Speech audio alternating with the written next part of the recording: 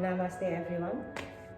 Today I want to explain a little more detail about how to go to Chaturanga Dandasana. For me, this pose is one of the poses that I was struggling with, especially in my first years of my yoga journey. So I will give some modification before we were able to do the pose properly.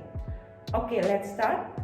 For me personally, I will teach my student to hold the plank in a cat variation, in which you round the back, you press your hands really firmly, you activate the whole body from the toes until the hands, and then you need to press the hands, fingers and the knuckles really firmly on the mat, and then you pull the belly in towards the spine, you tuck the tailbone in towards the spine, and okay, let's try. Activate the whole leg, press your hands. So start your alignment in your plank. Fingers pressing down on the mat. Press the knuckles as well and press the palm firmly on the mat. Try not to only rely on your wrist. So you need to have a very strong plank in which you roll your shoulder away from the ears. Plant your feet firmly on the mat, your toes firmly on the mat. Round the back, pull the belly in. Squeeze everything to the center. Stay here and relax if it's possible. Most of the time it's not possible to relax here. And then when you got your plank, we need to lean forward. See, my ankles are reaching up, my heels reaching up towards the ceiling. But when I'm going to go to my Chaturanga, I will lean forward. I will keep belly up towards the spine. I will bring my shoulders beyond the wrist. So my toes will be only on the toes, on the tip of the toes. Then from here, tighten everything. You bend the elbows. Bend the elbows and squeeze your elbows to the center. Lengthening the neck. And stay here. And maybe bring the knees down. Rest in your child pose. Okay. Now, what happens if we are still on our journey to build up our strength, and we don't have our upper body strength yet to be able to hold in Chaturanga with the knee off on the floor. So we have some options.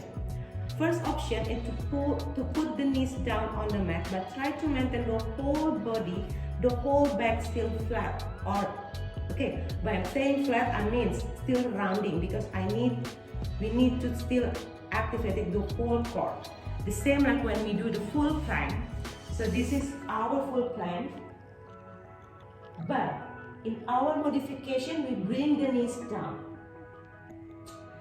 You can keep tucking the toes, but keep the upper body still straight, still rounding the back, still press your palm. Nothing else changed. Only your knees are down on the mat. This is your knees lifting up, rounding the back, pull the belly in, zip everything to the center. Keep everything the same, only bring the knees down. Keep rounding the back. And then when you want to go further down towards your Chaturanga, your modified Chaturanga, you keep pressing your palms, you keep squeezing your elbow to the center and slightly lean forward. Bend your elbow, everything are the same. Bend the elbow towards the chest. Keep your upper body straight, don't arch the back. So from here, flatten the toes. You may reach up towards your cobra from here. And send your hips to the back to your child pose. That's first option.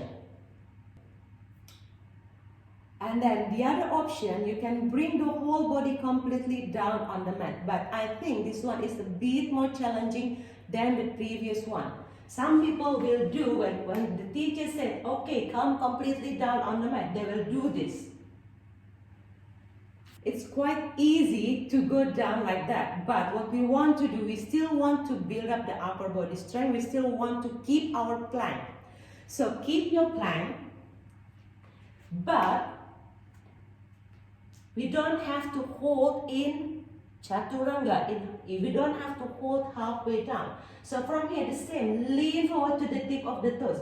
Bend your elbow and control, with control slowly lowering down. Bring your chest down, bring your hips down, bring your toes down on the mat. So you are completely on the mat, but in control.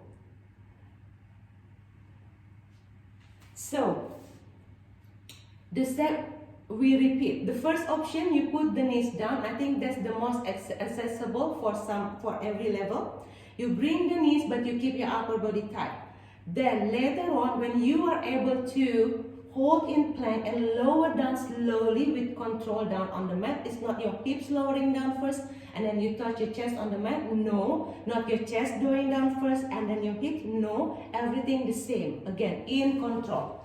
From your plank, lean forward and bend your elbows slowly lower down. And maybe you rotate your shoulder, you come to your downward, to upward dog or cobra, and then downward dog. So, work on your own level.